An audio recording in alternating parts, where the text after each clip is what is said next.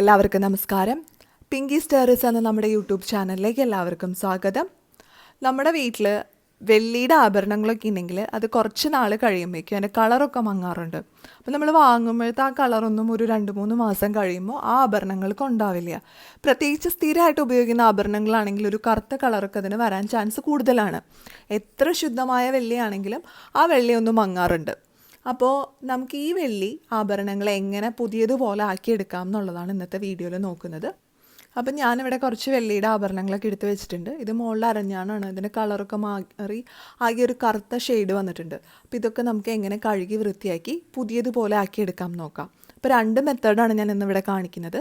അപ്പോൾ ആദ്യത്തെ മെത്തേഡ് നോക്കാം. അപ്പോൾ ആദ്യം ഞാനിവിടെ ഒരു പാത്രത്തിൽ കുറച്ച് വെള്ളം തിളപ്പിക്കാനായിട്ട് വെച്ചിട്ടുണ്ട്. ഇനി ഇതിലേക്ക് നമുക്ക് കുറച്ച് അലൂമിനിയം ഫോയിൽ ഇട്ട് കൊടുക്കാം. അപ്പോൾ അലൂമിനിയം ഫോയിൽ മിക്ക വീട്ടിലൊക്കെ ഉണ്ടാവും. നമ്മൾ ഫുഡൊക്കെ പുതിയാനൊക്കെ എടുക്കുന്ന അലൂമിനിയം ഫോയിൽ. ആ അലൂമിനിയം ഫോയിൽ ചെറിയ പീസുകളാക്കിയിട്ട് നമുക്ക് ഈ വെള്ളത്തിലേക്ക് ഇട്ട് കൊടുക്കണം. ഇനിയിപ്പോൾ നിങ്ങളുടെ വീട്ടിൽ അലൂമിനിയം ഫോയിൽ ഇല്ലെങ്കിൽ ഇതിന് പകരമായിട്ട് നമുക്ക് വേണമെങ്കിൽ സോപ്പ് പൊടി ഉപയോഗിക്കാം. അപ്പോൾ സോപ്പ് പൊടി ഒരു വെള്ളത്തിലിട്ടിട്ട് കുറച്ച് തിളപ്പിക്കുക. എന്നിട്ട് ആ വെള്ളത്തിലേക്ക് നമ്മുടെ വെള്ളിയുടെ പാദസരമോ അരഞ്ഞാണോ എന്താണെന്ന് വെച്ചാൽ അതിട്ട് വയ്ക്കുക. എന്നിട്ട് കുറച്ച് നേരം കഴിഞ്ഞിട്ട് അതെടുത്ത് നന്നായിട്ടൊന്ന് കഴുകിയെടുക്കുക. അപ്പോൾ ഏകദേശം ഒരു പുതിയ കളറൊക്കെ നമുക്കതിന് കിട്ടും. എന്നാൽ 100% പുതിയതുപോലെ ആവില്ല.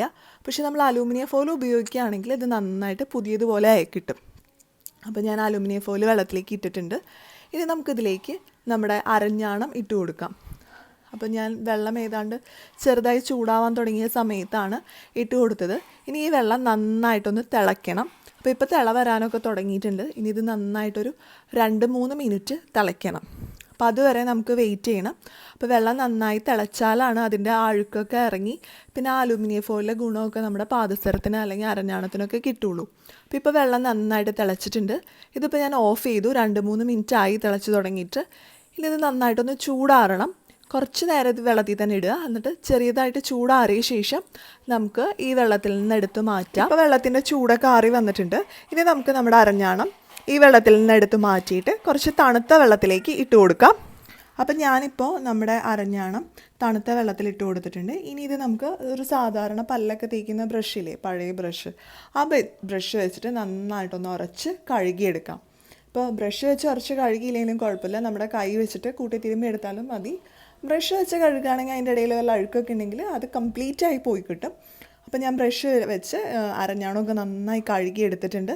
ഇപ്പോൾ നോക്കുമ്പോൾ തന്നെ നിങ്ങൾക്ക് കാണാൻ പറ്റും ഇതിൻ്റെ ആ ഒരു കളറൊക്കെ മാറി നല്ല തിളക്കമുള്ള കളറിലേക്ക് വന്നിട്ടുണ്ട്. അപ്പോൾ നിങ്ങൾക്കിപ്പോൾ നോക്കുമ്പോൾ തന്നെ കാണാൻ പറ്റും നമ്മൾ ആദ്യം ഇതെടുത്തപ്പോൾ ഇത് അത്യാവശ്യം നല്ല കറുത്ത കളറായിരുന്നു. ഇപ്പോൾ ഇതിൻ്റെ കളറൊക്കെ മാറി നല്ല തിളക്കമുള്ള കളറായി കിട്ടിയിട്ടുണ്ട്. അപ്പോൾ ഏകദേശം പുതിയതുപോലെ തന്നെ ആയിട്ടുണ്ട്. ഇനി നമുക്ക് അടുത്ത മെത്തേഡ് നോക്കാം. അപ്പോൾ ഞാനിപ്പോൾ ഇവിടെ കഴുകാനായിട്ട് പോകുന്നത് പാദസരമാണ്. അപ്പോൾ ഞാനിവിടെ 2 പാദസരം എടുത്തിട്ടുണ്ട്. ഈ പാദസരം നമുക്ക് ഒന്ന് കഴുകി വൃത്തിയാക്കി എടുക്കാം. അപ്പോൾ ഇതിൻ്റെ കളറും അത്യാവശ്യം നന്നായി മങ്ങിയിട്ടുണ്ട്. അപ്പോൾ ഇത് നമ്മൾ കഴുകാൻ പോകുന്നത് പേസ്റ്റ് ഉപയോഗിച്ചിട്ടാണ്. അപ്പോൾ വീട്ടിലുള്ള ഏത് പേസ്റ്റ് വേണമെങ്കിലും ഉപയോഗിക്കാം. കോൾഗേറ്റ് പോലുള്ള വൈറ്റ് കളർ പേസ്റ്റുകളുണ്ടെങ്കിൽ അതാണ് ഏറ്റവും നല്ലത്. അതില്ലെങ്കിൽ സാധാരണ പേസ്റ്റ് എടുത്താലും മതി. ഇപ്പം ഞാൻ സാധാരണ ഒരു പേസ്റ്റാണ് എടുത്തിരിക്കുന്നത്. ഈ പേസ്റ്റ് വെച്ച് നമുക്കിത് നന്നായിട്ടൊന്ന് കഴുകി വൃത്തിയാക്കി എടുക്കാം. അപ്പോൾ നമ്മൾ സാധാരണ പല്ലേക്കാൻ ഉപയോഗിക്കുന്ന ബ്രഷും പേസ്റ്റും വെച്ചിട്ട് ഇത് നന്നായിട്ടൊന്ന് തേച്ച് കഴുകിയെടുക്കുക.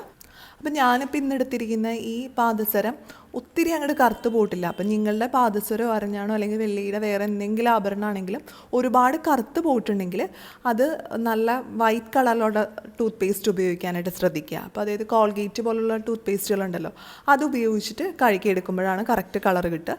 അപ്പോൾ ചെറുതായിട്ട് കറുത്ത് തുടങ്ങിയ ആഭരണങ്ങളൊക്കെ ആണെങ്കിൽ ഇതുപോലെ കഴുകിയെടുത്താൽ മതി. അപ്പം ഞാൻ നമ്മുടെ പാദസരം പേസ്റ്റും ബ്രഷൊക്കെ വെച്ച് നന്നായി കഴുകിയെടുത്തിട്ടുണ്ട്. ഇനി ഇതൊരു വെള്ളത്തിൽ മുക്കി നന്നായിട്ടൊന്ന് കഴുകിയെടുക്കുക. അപ്പം നോക്കുമ്പോൾ തന്നെ നിങ്ങൾക്ക് കാണാൻ പറ്റും ഇതിൻ്റെ ആ ഒരു ഷൈനിങ്. അപ്പം ഞാനിവിടെ ഒരു പാദസരമാണ് പേസ്റ്റ് ഉപയോഗിച്ച് കഴുകിയത്, മറ്റേത് കഴുകിയിട്ടില്ല. അപ്പോൾ ഈ 2 പാദസരവും നോക്കുമ്പോൾ നിങ്ങൾക്ക് ആ ഒരു ഡിഫറൻസ് മനസ്സിലാവും. അപ്പോൾ ആദ്യത്തെ പാദസരത്തിൻ്റെ അവിടെ കറുത്തൊക്കെ തന്നെ ഇരിക്കുന്നുണ്ട്. നമ്മൾ കഴുകിയെടുത്ത പാദസരം നന്നായിട്ട് അതിൻ്റെ ആ കറുത്ത കളറൊക്കെ പോയി നല്ല ഭംഗിയായി വന്നിട്ടുണ്ട്.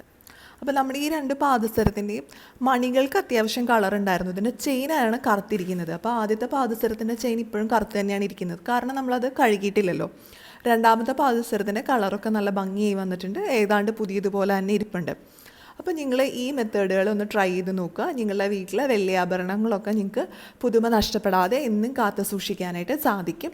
അപ്പോൾ എല്ലാവർക്കും ഇന്നത്തെ ഈ വീഡിയോ യൂസ്ഫുൾ ആയിട്ടുണ്ടാവുമെന്ന് പ്രതീക്ഷിക്കുന്നു. വീഡിയോ ഇഷ്ടപ്പെട്ടാൽ ലൈക്ക് ചെയ്യുക, ഷെയർ ചെയ്യുക, അതുപോലെ നിങ്ങളുടെ അഭിപ്രായങ്ങളും നിർദ്ദേശങ്ങളും ഒക്കെ താഴെ കമൻറ്റ് ബോക്സിൽ പറയുക. പിന്നെ നിങ്ങൾ ഈ ചാനൽ ആദ്യമായിട്ടാണ് കാണുന്നതെങ്കിൽ നമ്മുടെ വീഡിയോന് താഴെയുള്ള red colour subscribe button press ചെയ്ത് ചാനൽ സബ്സ്ക്രൈബ് ചെയ്യാനും മറക്കരുത്.